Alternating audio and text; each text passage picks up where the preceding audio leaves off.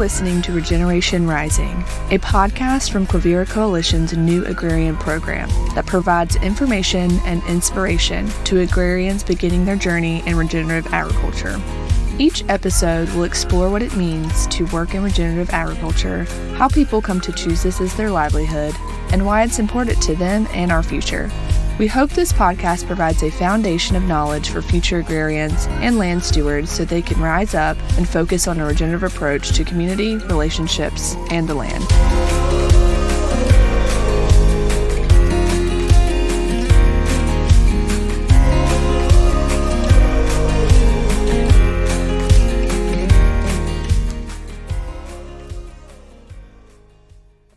Welcome to the Regeneration Rising podcast. I'm Kristina, and I'm excited to be the new podcast host.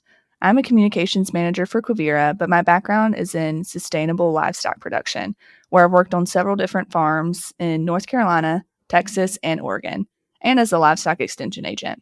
Feel free to add me on LinkedIn. I'd love to connect. The link will be in the show notes. Our guest today is Taylor Muglia, who may sound familiar, as she was the past host of Regeneration Rising. Taylor was a new Agrarian Program manager here at Quivira before moving on to her current position with Good Roots, which is an organization that helps farmers and food entrepreneurs grow sustainable businesses that thrive for generations through accounting, business consulting, and marketing support.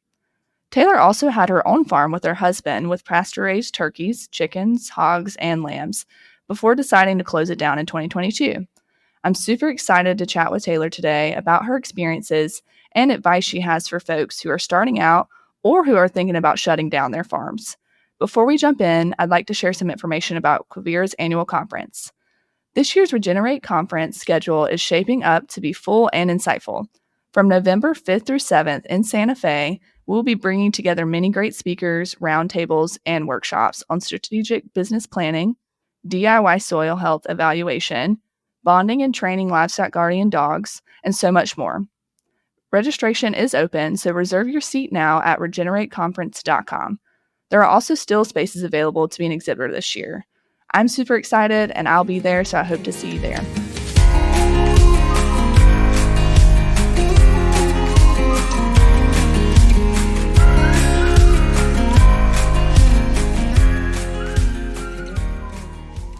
Taylor, welcome to the Regeneration Rising podcast. We're so happy to have you here. Thank you so much for having me. I cannot tell you how delighted I am to be a guest. It pains me that I'm not the one with the buttery voice with the professional microphone this time, but I'm so happy to be here. Yeah, how's it feel being in the hot seat this time? It's good. Honestly, I love this podcast and I'm happy to lend my story. So yeah, thanks for having me.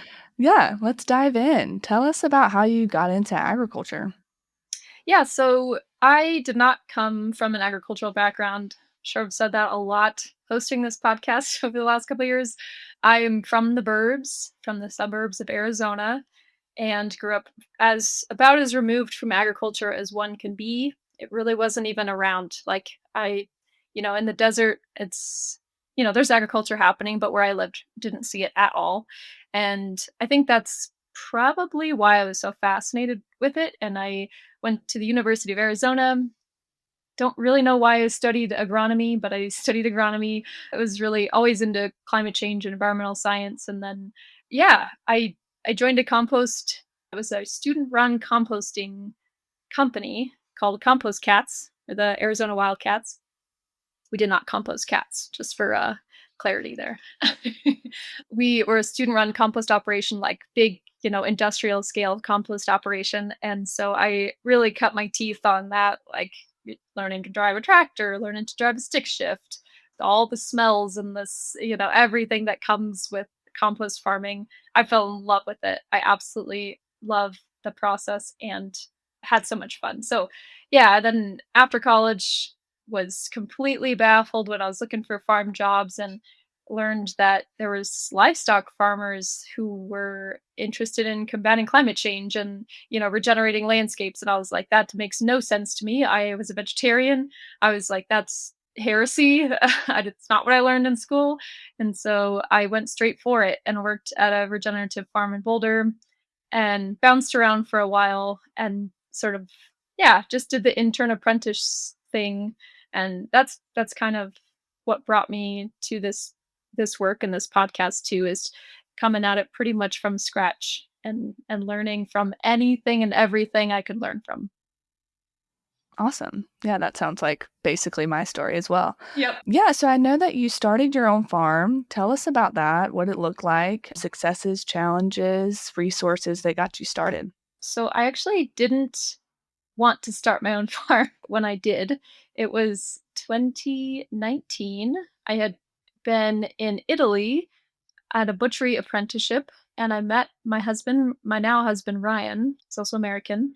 We we met there, we came back. I worked at a summer, like a another internship that summer, and then we just we just had an opportunity. Like he had been working here in Lyons, Colorado, which is just north of Boulder. He had been working on a wedding venue, flower farm for a little while, and the owners of it just knew had the perfect connection to this guy that had some land. And it was like 30 acres. I mean, absolutely like perfect spot. It's a perfect spot to be. I wouldn't say it's like the perfect spot to have a farm, but it was so, I mean, it's just stunning. Right at the base of Steamboat Mountain in Lyons. It's absolutely gorgeous. And we were like, well, I guess you can't turn that down. So we went for it. And I remember thinking at the time, like, this is a terrible idea. Like, we have no idea what we're doing.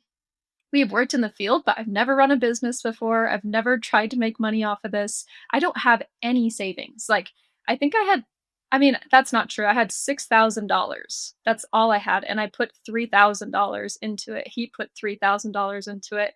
And we were both just like, yeah, that's a lot of money, right? I think I was like 26 or something at the time. So I don't know. I was just so young and I had no idea. But we jumped into it and lived on the property. We raised pasture raised chicken, turkey, pork, lamb, eggs, and kind of did what all the things that we had learned how to do on the places we always worked. It was like a Frankenstein farm of all the places we ever worked and all the books we ever read, and it was cool to put all that stuff into practice. And so yeah, sold a lot of pasture raised meat, did a lot of chicken processing, turkey processing, and yeah, right during COVID, it's a good time to actually kind of a weirdly good time to start a farm because everybody wanted food for the apocalypse. And yeah, I think the biggest resources that we used to get started were mainly like connections in the area. We had a good friend named Craig who let us stay in his trailer while the house was getting renovated, and he sort of gave us the rundown of what you need and tons of resources, and so he was super helpful.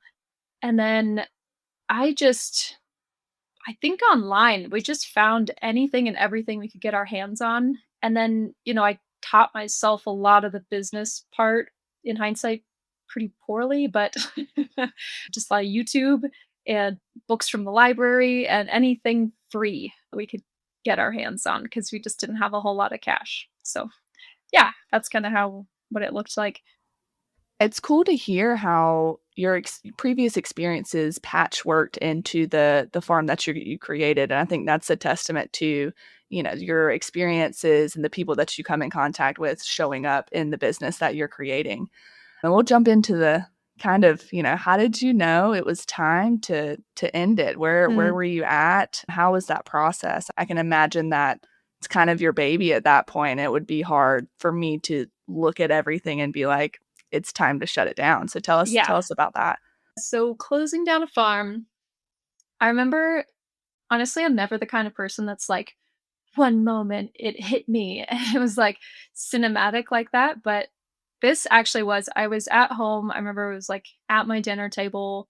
I was so freaking burnt out. I was working, I was doing the farm full time, bartending part time, and working weddings, like, yeah, part time as well as the summer.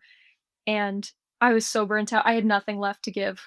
I was like, my body, my mind, I was getting angry at things that I shouldn't have gotten angry at. I was getting snippy with customers. I was getting, I would even get interviewed by like local, folks doing videos and stuff like that. And I would hear like a lot of resentment in my voice. Like I was mad. Like I was mad that I was so tired and it wasn't working, and I finally said to myself, like, something's got to change. Something's got to change. You've got three things in your life right now. Those three jobs, something's got to go. And I sort of had been thinking for a while that we need to shift our priorities towards saving money. And that's not just like as a farmer, that was just as like a 28-year-old female that was newly married in a very expensive place, very far from home. And I think I finally it clicked like, you know, you are multidimensional. You are not just a farmer. You are a person who deserves to maybe one day buy a house or maybe one day travel or, you know, fix your car without it being like a huge major life crisis. And so, yeah, I was like, "Okay, one thing's gotta go. I cannot believe it, but it's the farm." And Ryan came home that day and I told him, "It's the farm, it's gotta go. I can't do it anymore." And I think he was equally burnt out, and it was a huge shock for him, but I think after a week, he was sure too. And so that time, I was listening to as you can expect, I am a podcast junkie, and so I love the Freakonomics podcast, and there's like a series out at that time with Angela Duckworth, and she is a researcher, I think, or at least a professor. She studies, like, grit and, like, what makes somebody gritty, but then also there is this whole question of, like, we have this feeling of like there are so many sunk costs into this thing. Like I've spent so much money. Why would I quit now? And that's a fallacy, you know, like at some point your sunk costs are sunk costs, they're gone. And you actually do have more agency in this moment to turn this ship around or in this case sink it instead of forcing yourself based on what you think you put into it to keep going. And so yeah, it was freaking painful. We were like, I mean, telling your customers and then figuring out what telling your family, what are you gonna do? Where are you gonna move? Like, we couldn't afford to rent a farm and not run a business on it. Actually, we probably could have. We were losing money at this point, so just paying rent may actually have been more profitable than what we were doing.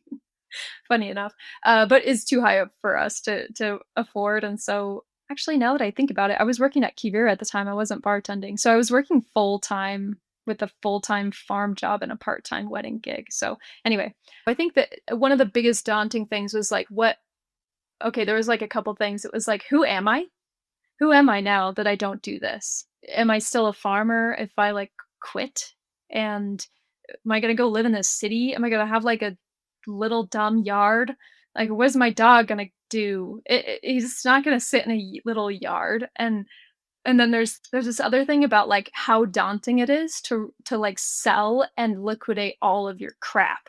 You just have so much stuff when you have a farm, and that was just so daunting to me. I was like, "Oh my god, I'm gonna have to clean out all this stuff and just get rid of it all, and I'm not gonna make any of my money back. I just know it. It's all, you know, I got it all used anyway, so there's no way I'm making any money out of it. It's just such a big undertaking." But I think what kept me going was I wanna buy a house one day. I wanna buy a house one day, and I deserve that. And if I work hard enough, I deserve that. But what I'm doing right now is just not getting me on the track to do that. And so, yeah, it just we had to make that change. And so we ended up perfect timing. A little house opened up at the wedding venue where Ryan and I both work, and it was just like a pretty smooth transition. So I didn't luckily didn't have to go find like a, you know, normie apartment in Longmont or something like I was dreading. So it ended up being really good. I moved sort of to another farm that I didn't have to manage full time. It was a good opportunity. Not everybody has that. But have you ever noticed like when you have something, a big question on your mind and you're trying to find the answer to it, you sort of find your own signs to confirm what you already have decided or you already know? Like, you know, Yeah. if you know it's time to shut it down, you're gonna start seeing all these things about, like, big changes and resilient and, like, bouncing back and reinvention and, like, you're starting to start seeing all that stuff, and I did, and so I think my my advice for somebody in that position would be, like, listen to yourself, talk to a lot of people, like, talk to a lot of people about it and process it, and start noticing, like, what signs am I looking for? There's really no such thing as that sign that's gonna like, that's the right path, but if you're noticing signs, that means you have something inside of you telling you that you do know. It's just that you gotta listen to it because it's probably hard. Yeah, I definitely can relate to the identity crisis almost. I Mm, can imagine, mm, not that I've owned my own farm, but being in farming and, like, moving into a different aspect of farming or maybe something else altogether. What does that mean? yeah, And how that impacts you as a person, and I feel like farming takes up so much of you as a person, yep. and trying to move into something different, it's just yeah, I can imagine that that was super hard. Yeah, you're just Um, like, "What clothes do I wear?" And what like, who yeah, I don't know. It I was just so into it, it's just yeah. so I couldn't even it was just everything, it was my whole life.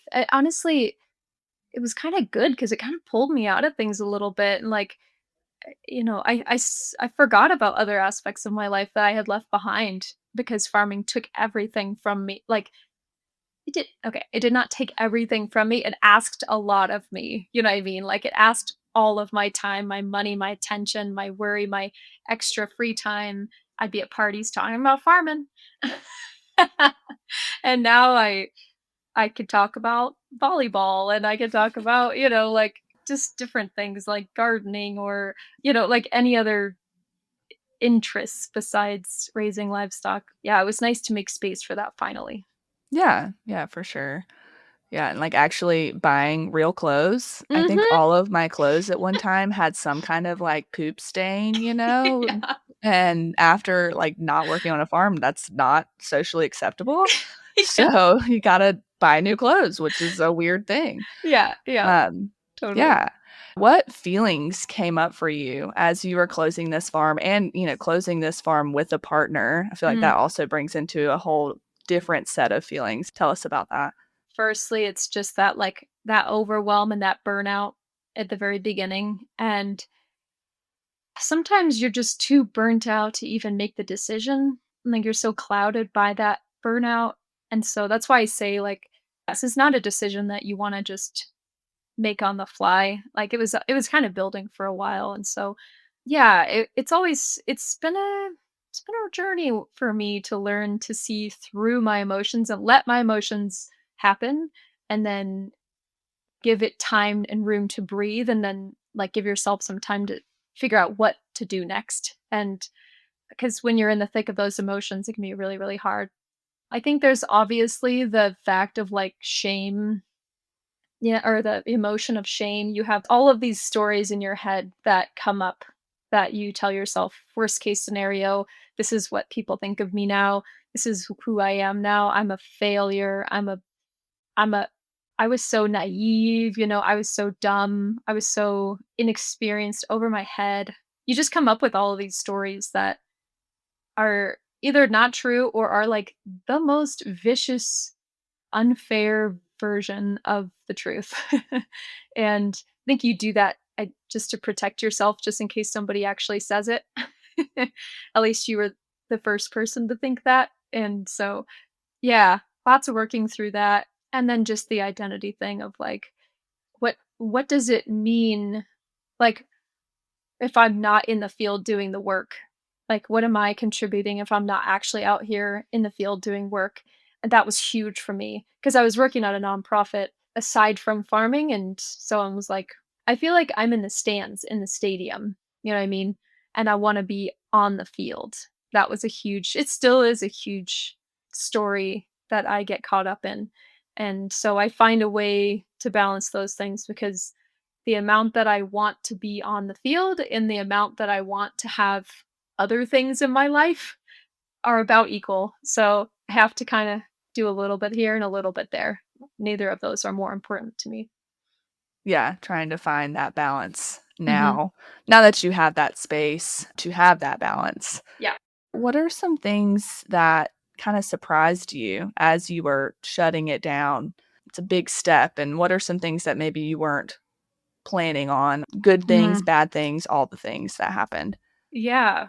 Well, I will tell you a funny story. I never thought I could get rid of all this crap. Like, that was really very daunting to me. I was like, well, it's funny because I grew up with my brother and my dad being mechanics, and they would buy things and flip them and sell them on Craigslist like every freaking week. We had broken stuff and parts and everything hanging around the house all the time, motorcycles and boats and anything like that. And I was always so intimidated, like, who's gonna buy this crap? I'm gonna have to actually like put it online and do the whole rigmarole. Turns out there's somebody out there that will buy your crap, almost, or like at least take it away. So actually, that problem was not as big as I thought. We had this mini truck. It was like a Japanese mini truck. It was awesome. I was like my favorite.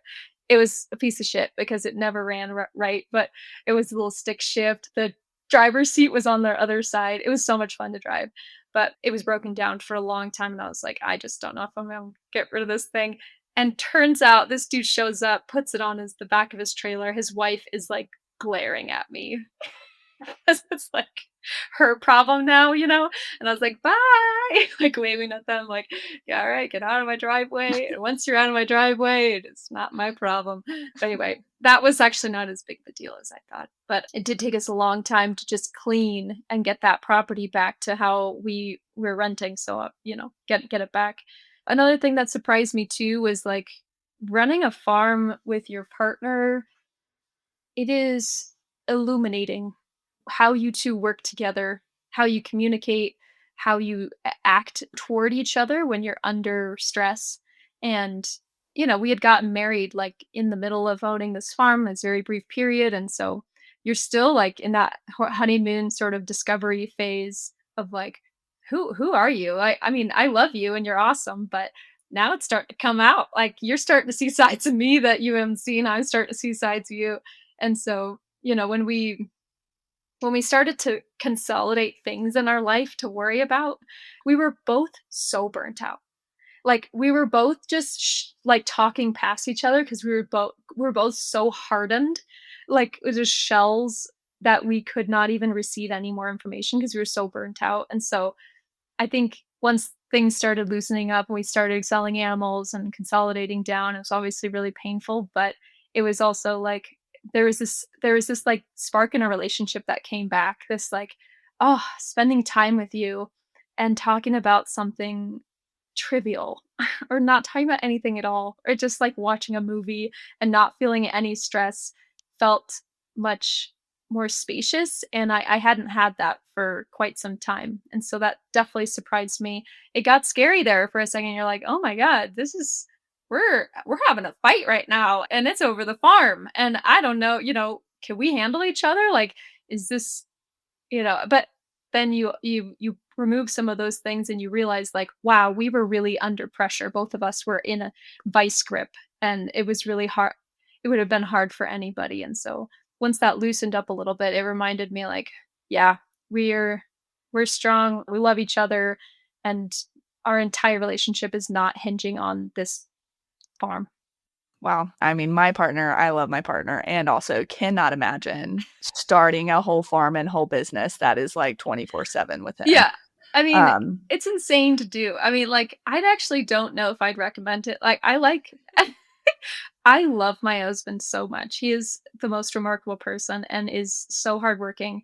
I just think it's really hard to press each other like that. Like when you need things need to get done. And it would be nice, I think, to get to a scale where you have a manager or you have like some space between you where there's a lot of people involved. When it's just you two and you're hustling, it's definitely you're gonna need a lot of communication methods and a lot of like very intentional recognition of like what's happening here.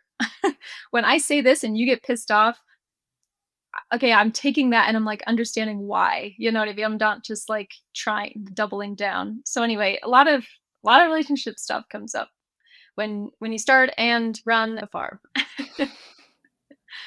yeah, thank you for your transparency. I know, as you said in the beginning, this is such a hard topic, and I think, Quivira's New Agrarian Program is all about getting people started and getting people the education and the hands on the ground that they need.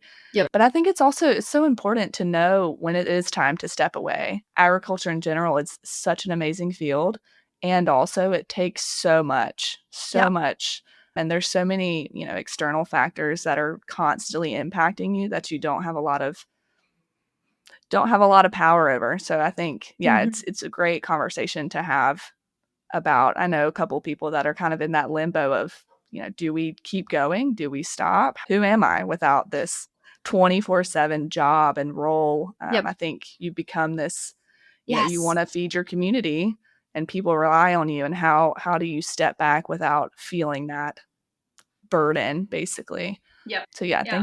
thank you for sharing. I really appreciate all Yeah. of the emotions and the realness of it. It just, at the end of the day, it sucks, and Yeah. also sometimes it's the best decision.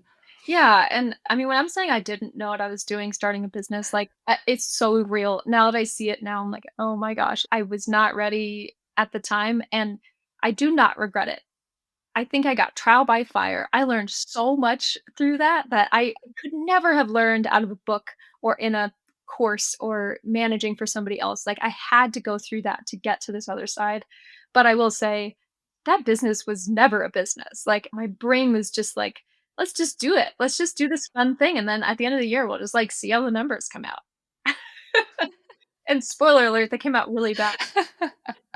And so I will say, like, yeah, my situation is so particular. I don't want anybody to listen to this and be like, "Yeah, it's totally time," because, every situation is really different. Like, that business was bad. There's no strategy going on. It was like a really good trial run, but it wasn't like I had worked on a business plan for 5 years. It wasn't like I had management experience necessarily, like, so it's hardly a farm, I think. It was just like a really expensive experiment. Well, I mean, I think it's nice to know on the other side that you would have done the same thing and, Yeah, yeah, had the same experiences and learned so much.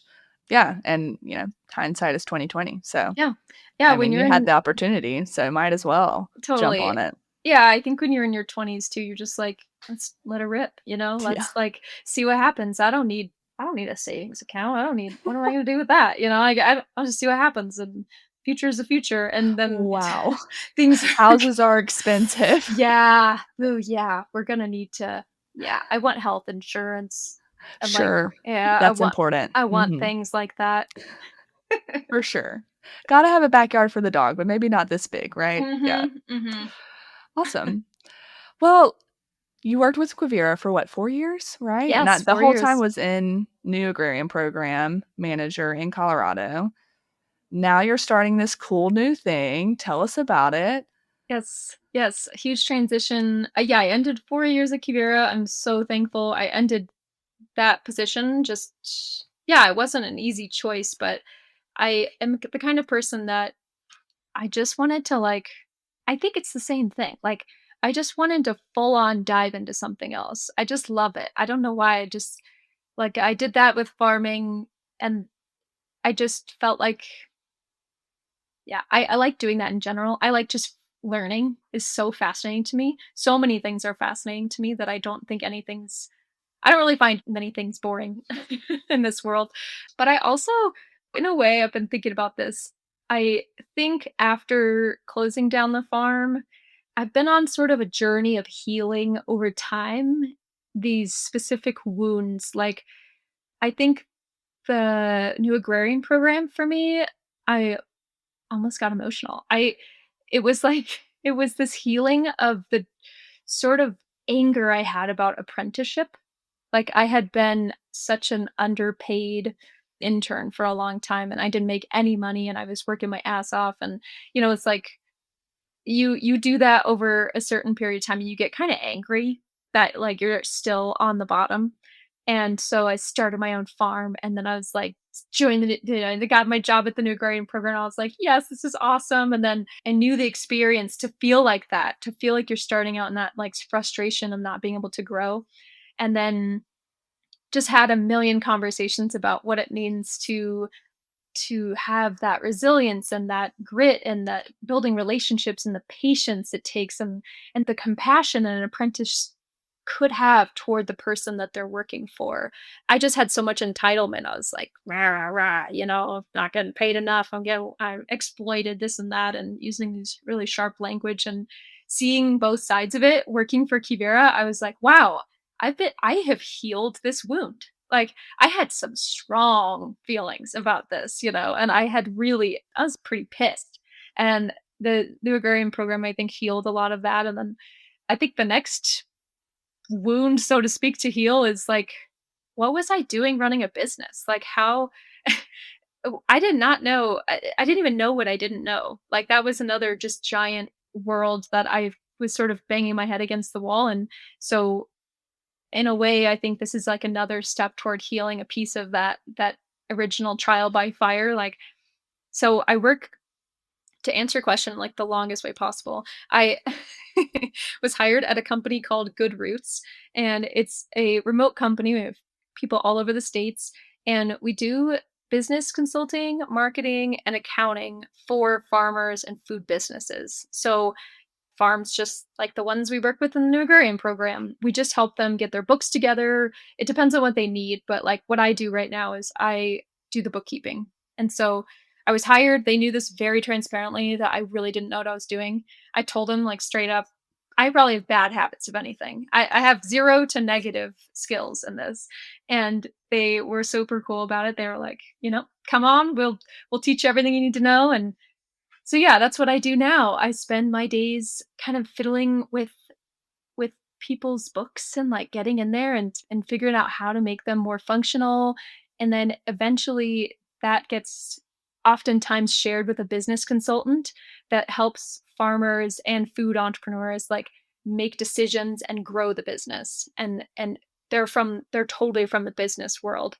So it's cool to have some real sharp minds that I'm working with in business because that's really not a world I've ever been in, and there's just so much to learn. I'm like at the very bottom again.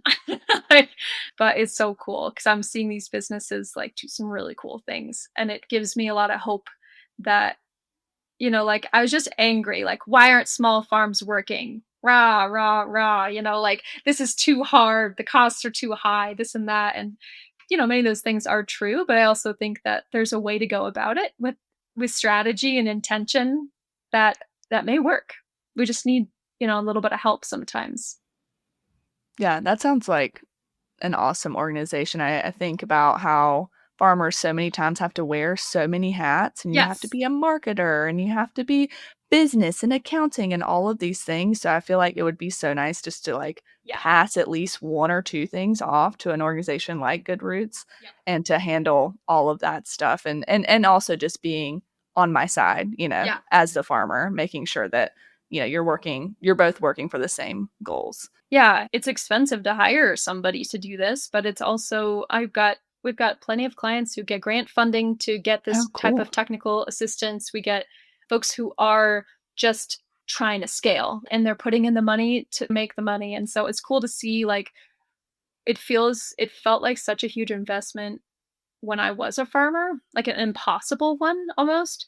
But if you've got the really long-term vision and you've got a really solid premise, not quite like what I was in, but if you've got like a really solid business idea and you're really starting to get things together, it can be an amazing way to just propel you forward. Because you're right, like I didn't learn any of this stuff in studying agronomy, like, and I don't expect anybody to be really great at managerial accounting either if they've been farming for their whole career. So yeah, it's cool. It's cool to see like the business world really like shaking hands with the farming world, and being like, "Hey, let me help you out." And then the farming world giving a lot of cool context to all these business folks and changing the way they think about things. So, yeah, it's a cool partnership.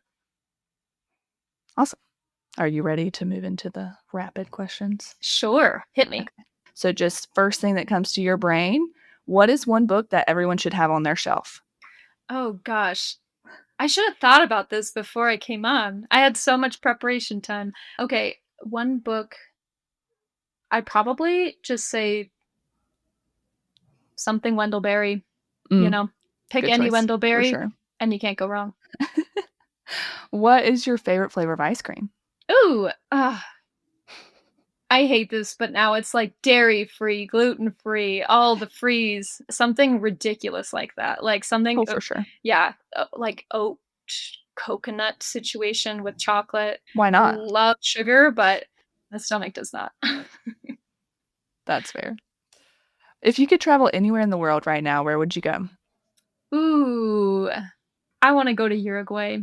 I've got a new Interesting. friend in Uruguay, and she's so cool. 2 friends actually, and both amazing, and just heard a lot of cool things about it. Awesome. Yeah. A nugget of advice for other beginning agrarians is? This is so funny to be on this side of it. Now I understand what this feels like. I'd say there's never one answer to like what you're looking for. You know, there are so many directions that you could go in. It's just a matter of just cultivate people who care about you and you care about them and put put energy into that. Like invest in other people and those other people will help you through these big decisions in life and they'll be there for you. But you can't expect that unless you've put in that effort as well.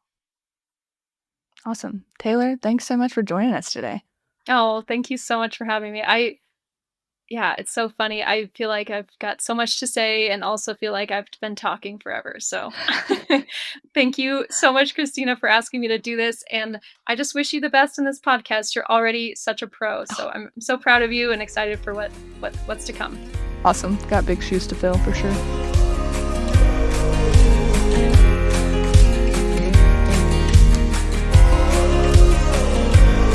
Thank you so much for tuning in. If you'd like to connect to the broader Quivira community of ranchers, farmers, conservation and government agency professionals, educators, nature nerds, curious consumers, and more, we are excited to have you. Our website is quiviracoalition.org, and in the upper right, click on Newsletter to sign up for our newsletter where we share happenings and events, learning opportunities, job postings, and more. Also, if you're enjoying this podcast, please leave us a review and rating. It really will help other people find us and maybe even find their next step in regenerative agriculture. Thanks so much and see you next time.